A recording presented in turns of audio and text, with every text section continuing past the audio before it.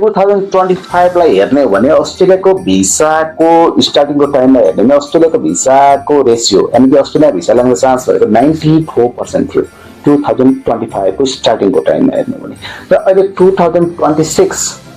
March 31 सम्मको data हेर्ने हो भने यो एक महिनाको डाटा हेर्ने 26.7% हायर एजुकेसन सेक्टरको भिसा ग्रान्टेड छ यानि कि यो हिसाबले हेर्ने हो भने 68% ले अस्ट्रेलियाको भिसाको ग्रान्ट डेटहरु डाउन भएको छ अहिलेको यो एक महिनाको डाटा हेर्ने वास्तवमा यस्तो भिसाको ग्रान्ट डेटहरु यानि कि नेपाली विद्यार्थीहरूले अस्ट्रेलिया पढ्न जाँदै गर्दाखेरि यो भिसाको कन्डिसन किन यसरी घट्दै जान्छन् भन्ने हिसाबले बारेमा तपाईहरुलाई आज यो भिडियो इम्पोर्टेन्ट हुन सक्छ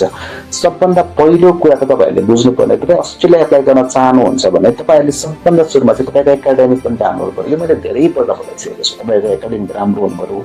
तपाईको आईएलटीएस वा पीटी का स्कोरहरु पनि तपाईहरुले राम्रो गर्नुपर्ने हुन्छ र अर्को त्यसैगरी तपाईहरुले फाइनान्शियल डकुमेन्टहरु पनि तपाईहरुको राम्रो हुनु पर्यो यानी फाइनान्शियल डकुमेन्टमा एउटा तपाईको होलिस्टिक टाइपको के सबैको त्यस्तै किसिमको मिल्ने खालको फाइनान्शियल डकुमेन्ट बनाउने अनि त्यही रेन्टल हालिराख्ने त्यही ल्यान्ड लिजहरु हालिराख्ने हाउस रेन्टहरु हालिराख्ने अनि त्यही नर्मल किसिमको के जस्तै 20000 25000 30000 किसिमको रेन्टहरु हालिराख्ने अनि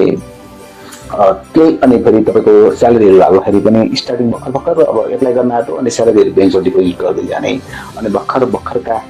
ट्याक्स क्लियरेन्स हाल्ने प्रिभियसली कहिले नआउने यो सम्पूर्ण ओरिजिनल आए पनि अस्ट्रेलिया हाइकमिसन नजरमा यसलाई फेक रूपमा मानिएको हुन्छ त्यसकारण गर्दा तपाईहरुको डकुमेन्टहरु जहिले पनि जेन्युन हुन्छ त्यसको लागि ती सम्पूर्ण कुरा बुझ्नको लागि मैले बारम्बार भनिरहेको छु तपाईले कस्तो युनिभर्सिटी एप्लाई गर्दै हुनुहुन्छ कुन कलेजमा जाँदै हुनुहुन्छ कुन कोर्स पढ्दै हुनुहुन्छ त्यसले पनि फरक पर्छ तपाईहरुको लागि